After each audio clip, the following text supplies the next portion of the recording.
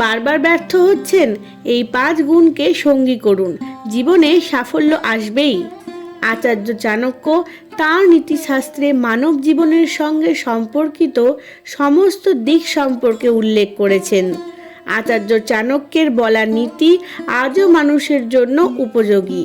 তাঁর নীতি মানুষকে সঠিক পথ দেখায়। অনেক সময় আমরা কিছু কাজ করার জন্য আমাদের প্রাণপণ চেষ্টা করি, কিন্তু তবুও আমরা তাতে সফল হতে পারি না। আচার্য চাণক্যের মতে ব্যর্থতার পিছনে দায়ী ব্যক্তি নিজেই।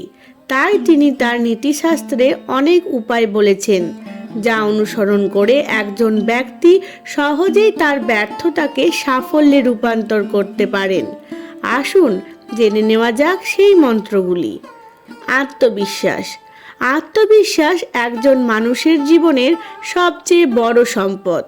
আত্মবিশ্বাসী মানুষ কখনো কোনো কাজে ব্যর্থ হন না।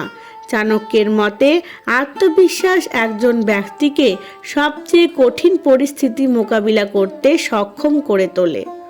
পরিশ্রমী। যারা পরিশ্রম করেন তারা কখনোই ব্যর্থ হন না। একদিন না একদিন আপনি অবশ্যই কঠোর পরিশ্রমের ফল পাবেন। তাই কঠোর পরিশ্রম থেকে পিছিয়ে আসবেন না, কারণ পরিশ্রমই সফলতার মূল মন্ত্র। পরিশ্রম একটি পরীক্ষা, আপনি যেমনভাবে প্রস্তুতি নেবেন তেমনই ফল পাবেন। জ্ঞান। আচার্য চাণক্য বলেছেন, অর্জিত জ্ঞান কোনোভাবেই নষ্ট হয় না, তা সে বইয়ের জ্ঞানই হোক বা কোনো কাজ করে অর্জিত অভিজ্ঞতার জ্ঞান।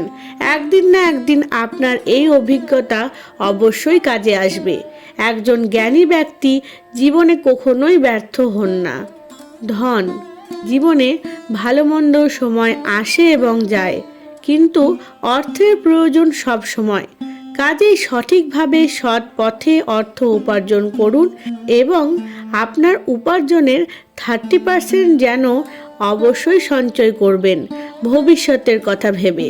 তাই জীবনে সফলতা পেতে আপনার প্রয়োজন মতো অর্থ সবসময় সঞ্চয় থাকা উচিত। সতর্কতা। জীবনের প্রতিটি ক্ষেত্রে সফল হতে সতর্কতা খুবই জরুরি।